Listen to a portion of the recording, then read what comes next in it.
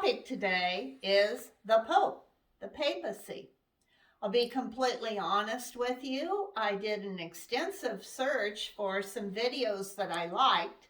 I found two. One is called Catholic Central, and while being a little flippant, it also has a lot of information on it.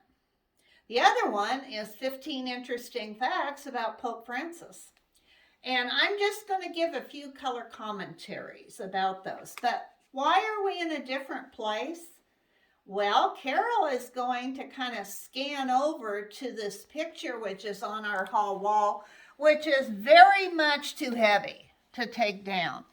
There are our 266, I believe it is, popes, all through time, starting back with St. Peter, and there he is, and ending clear down here in the corner, and you'll see we had to do our own photography work down here with our Pope Benedict and our current Pope Francis. You do what you got to do. So we continue the look of all the popes we have had over time.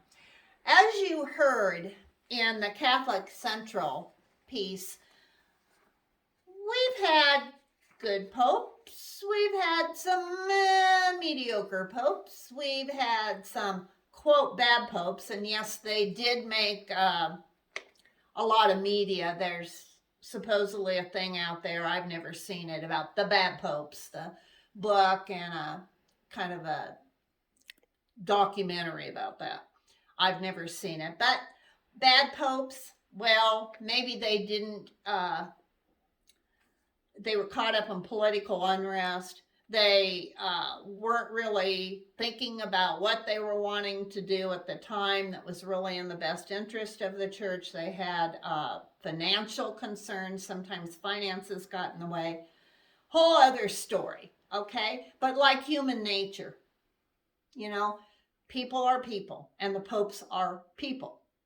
But of recent years, the office of the Pope or the papacy is really an honored tradition. And what's really interesting is it's recognized not only by Roman Catholics, other branches of our Catholic brothers and sisters, but also by our Protestant brothers and sisters who designate a special honor to that. They know that the Pope is a figure in the world who is the leader of our Christian people. And I think that's pretty neat. And you've seen him just recently. He traveled to Iraq.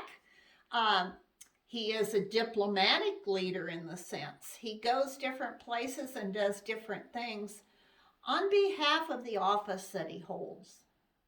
I personally think that's pretty neat.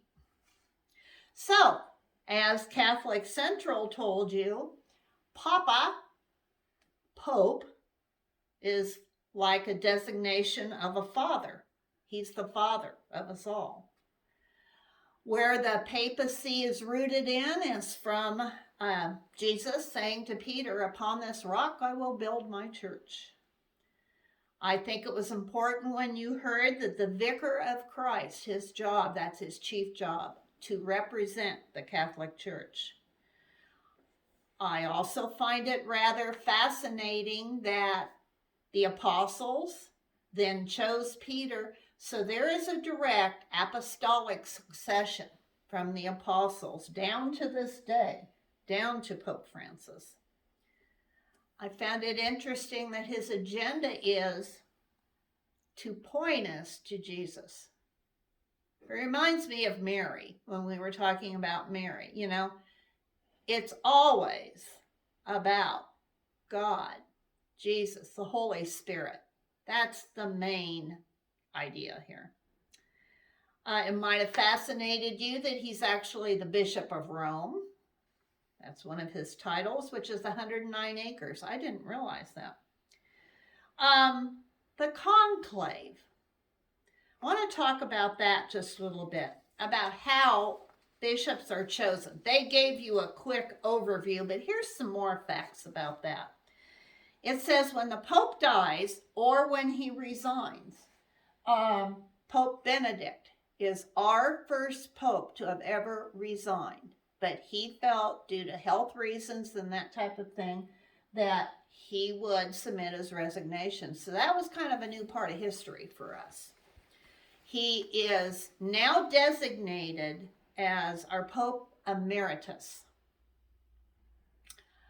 So when the Pope dies or resigns, the cardinals are summoned to Rome by the Dean of the College of Cardinals to a conclave. And they gave you that definition, locked by a key. That's what conclave means. To elect the new Pope. Now, the cardinals are merely an honorary title given to those who have been named as cardinals who are the potential electors of the Pope.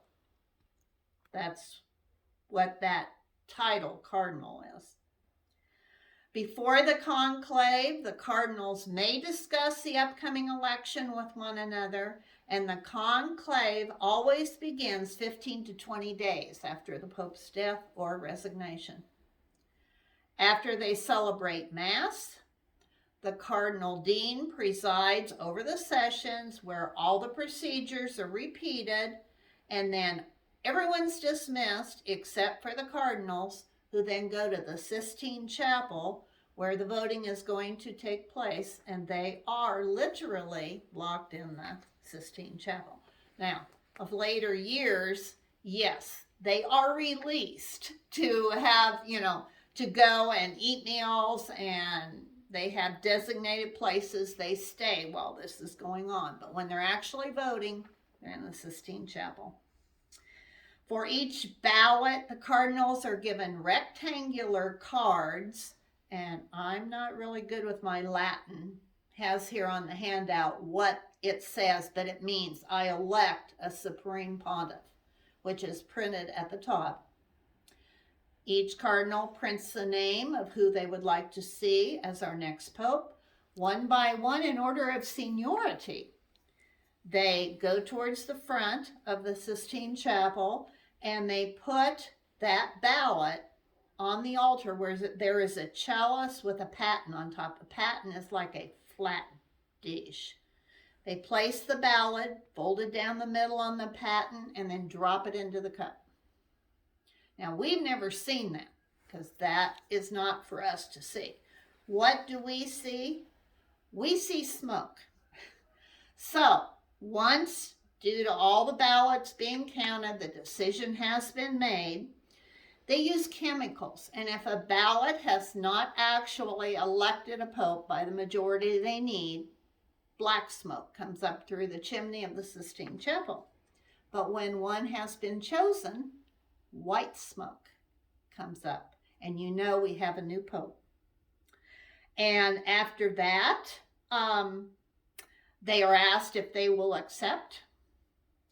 The moment he accepts he's pope, if he is not an ordained bishop, he has to be ordained as a bishop. That happens right there. And your handout says even a layman can be elected. Hasn't happened in years, but can happen. He says yes. He is clothed in the Pope's clothes, a new garment, and the Cardinal Dean asks the Pope what name he has chosen. He is allowed to choose a name, kind of like your confirmation names. And then the oldest member of the college announces to the city of Rome, and usually he comes out on the balcony, and we see, here is our new Pope. Back to just kind of in general, that tape started to talk about him being the head of the magisterium. So what's the magisterium?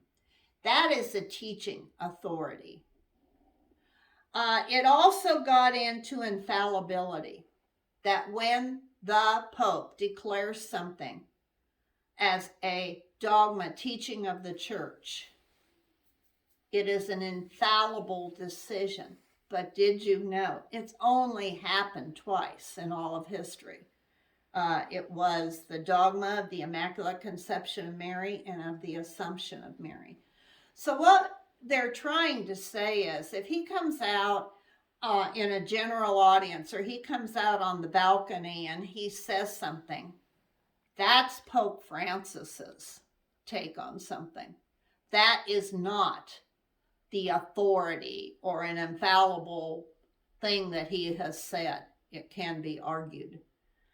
The magisterium is made up of people in the Roman Curia, mostly the bishops and the staff, and everything in the church.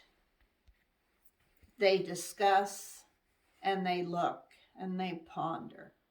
Nothing is taken lightly as a decision. In fact, there is a joke that everything in the Catholic Church moves pretty slow, and it does. And then on to your handout about 15 things you did not know about Pope Francis. Well, I'm not going to reiterate them at all, but I thought that was a very interesting study in the person of Pope Francis. You can get caught up in the authority, and you can get caught up in all these pictures and think, the Pope has power. I think, if anything, after you watch these two videos, you see the Pope has power, but it's power in a different way. He has some subtle power.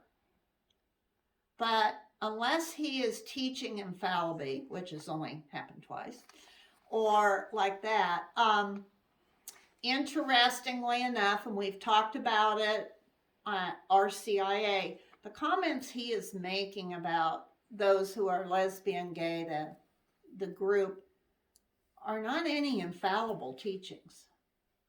They are comments Pope Francis is making. And he is not going against church dogma. Nothing on church dogma has changed. He is just saying, what is church dogma? We should accept those people, accept them.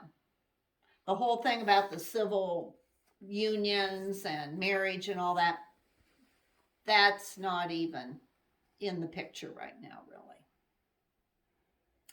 So I know I haven't said a whole lot, but like I said, I think the videos really tell the picture completely of a lot of the things that you'd like to know.